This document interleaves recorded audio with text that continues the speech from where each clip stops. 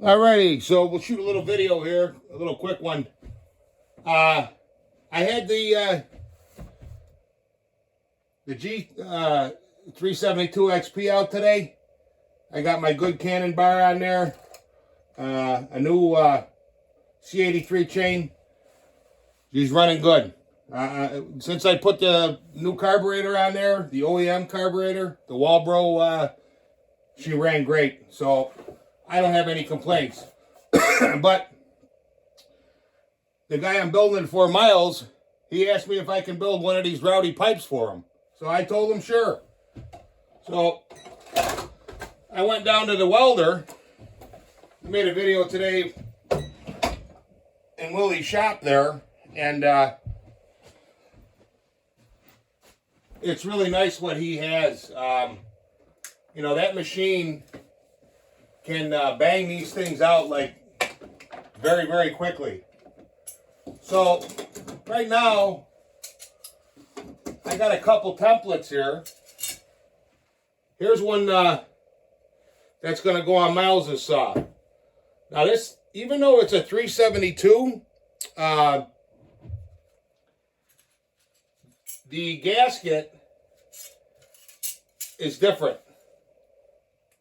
If you look at a 272 Husqvarna, I don't know if you can see this. That's the plate there. And then if you look at the gasket off the G72, the bolt patterns is different. You can see it. So this is actually closer together than that one. So this is pretty much application specific to that G372 XP. Why the cylinder is different, why it's wider, why the bolt holes pattern is wider, I don't know, but that's just what they did. This is off a Husqvarna 272. I have one for the steels. That's the 044. And then this is the China one again. We already saw that. But basically, with that iron worker, it allows you to produce very, very quickly. I mean, you still have to go in there and finish up, but most of the meat is out of it. For me, let me grab a swig of beer here. I just got out of work. Oh yeah, tastes good. For me to do these, you know, I got to center drill, then come in there with that tool. I mean, he of course, there's still a little final finishing, but I mean, with a file, I can do this in about 2 minutes. Whereas trying to make this, it'd take you half an hour. So, also that iron worker will allow you to do a lot of other things. You can actually stamp out the blanks. I mean, these blanks, you can cut them, and then take a couple locating pins, slide it in, do the center, and you can actually do the holes too. I mean, you'd have to probably put some draw dye fluid on there. He just blew through there just to try it out. And you can also, I worked as a cutter grinder for years. I don't have a surface grinder here, but I have access to one. And they have a articulating setup where you can actually put a punch in there and actually swing whatever radius you want on both ends. So you could actually make this, which took me a little while to do by hand. You could stamp that right out to probably, 5/1000ths of an inch, and then just come in there with a grinder, and it'll probably take you, about 2 minutes to do this instead of doing it by hand by an hour. But this is going to be for Miles's 272, and basically this here, I'm going to test a couple. So this will get bolted on, and I'm going to weld a little keeper here and keeper here, and then just have a piece you slide over and hold it with springs, kind of like a dirt bike.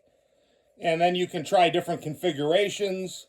You know, he's got something in his mind that he wants, and he's willing to pay for it, so we'll do it. These here with that iron worker, we can bang these out pretty good at a good pace, and probably offer these for a very reasonable price. I mean, the steel is not that expensive. Will owns a fabrication shop, so he can get the steel at a way better price than I can, and he's got all the fabrication stuff there, and he's kind of into it. You know, the guy's 71. He's kind of retired, but this is something he would enjoy doing, and you know, we could probably make these much cheaper than, let's say, a bark box or a straight shot or whatever. And personally, I think these are going to give you a little bit more performance, and the sound is a little bit different. But having said that, there seems to be some talk about these and how they work. And I think some guys may be on the wrong path. To me, what these do is they allow the exhaust to escape. Okay? Easier. So you take this, say, 044 can muffler here. Okay? So I don't have the cover on there, but we can put it on there. All right. So that exhaust comes out, the piston comes down, the ring clears the exhaust port, and that's when it actually starts working. And the piston comes down, and your sound wave and your gas come out, and they bounce around in this can all over the place, and then they come out of this outlet. And then on this one's a dual port. Now these will give you about this dual port will give you about 8% over stock with a retune. But they call it a muffler. It's basically you're muffling the engine. You're basically, you know, restricting what this thing can release. Now you got to remember, this is 70cc saw. It's capable of putting out a lot more horsepower, but heat is the limiting factor. Well, I mean, obviously we know we put the dual port muffler cover on, we pick up. Well, when you do something like this, you're getting it right out. Okay? And the engine is not it's not really bouncing around. You're getting faster velocity. It's not coming in here and bouncing and going all this way and then coming out a little tiny hole. Like, you know, a lot of guys, they talk about the steel 660 and the port timing, this and that. Yeah, well, it's not ideal, but you know, the outlet it's a 90cc saw, and it's the outlet's the size of a pencil eraser. You know, so it's the same idea. But I don't think that these actually, and I could be mistaken, but I don't think you actually get the sonic pulse sound wave or whatever like you would with this hand-built pipe here. Okay, in other words, the piston comes down, the ring clears, it comes off, and it hits back here and it reflects. And what happens is that piston's going down, it comes back, transfers open up, it comes down, and then this reflects and it actually blows whatever fuel was going to go out, it blows it in. It's kind of hard to wrap your mind around, but if you think about it enough, you'll figure out how this works.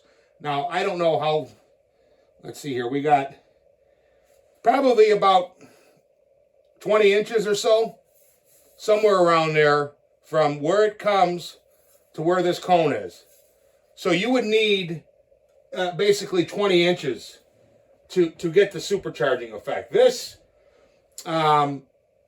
is just going to let the exhaust go freer. But there's also some physics involved with the gas motion. So as this gets warmer and hotter, it changes. Now, what I noticed with these style mufflers is that when you take your stock can here, okay, with a single port outlet, take it off, and you got it tuned. You got it tuned maybe so it's just a fuzz rich. You're cutting light pressure, and then you let go, and she'll burble a little bit. When you're set up like that, and you put one of these on, it goes pig rich. Okay, which kind of leads me in a direction that I'm on the right track. But You also got to remember, too, that it may take a few cuts for this thing to warm up. So don't fly in there with your screwdriver and lean it out. Just let it warm up to operating temperature. Get, 4 or 5 good cuts. Let it rest, whatever. So now it's warm. Then do your tuning, and then just stay a little bit on the rich side. Now, if it's an auto tune or an Mtronic, Now I built one of these already on one of my ported saws by Mtronic, and I don't want to show it. I really don't, because it's sick. It's not like having an expansion chamber pipe, but it really makes a huge difference. So, what else here? Yeah, if anybody's interested, we got the tooling, we got the stock. We could make a small parts run. What I'd like to see is, some guys. If you want to make them yourself, that's fine. I'm not trying to sell you nothing. I'm just saying we could, with the tools that Willie has, we could make these pretty cheaply and efficiently. But I would like to see, if I can get some of these out into some hands. Hey, make a test. Try 4 pipes. Try a single pipe. Try it.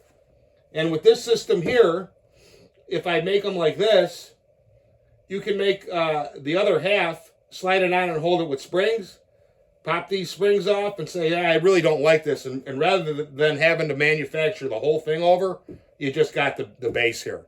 And then you can go cuckoo, whatever the hell you want. You can put 1-inch pipes, 2-inch, whatever you want. Long pipes, 45s, whatever you want, and test it. And what I'd like to see is, if I can get these into enough hands, is, hey, guys, I'm just one man. I can only, test this stuff out so much. You get these into 20, 30 hands, and, hey, I figured this out with this. Now I did this, and then we're all faster. You know what I mean? We're all working together, and we'll all have good saws, fast saws. So, alrighty.